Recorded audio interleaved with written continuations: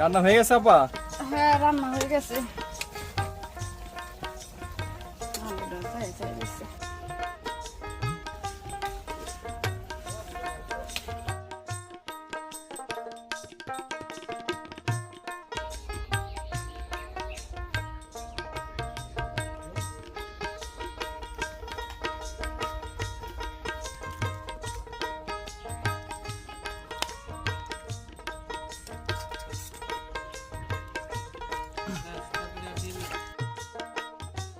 পদ্মা নদীর পাড়ে এক কাকির বাসায় এসেছি, সেখানে খাচ্ছি। প্রচন্ড গরম পড়েছে, তবে রান্নাটা অনেক মজা হয়েছে, সেজন্য অনেক ভালো লাগতেছে।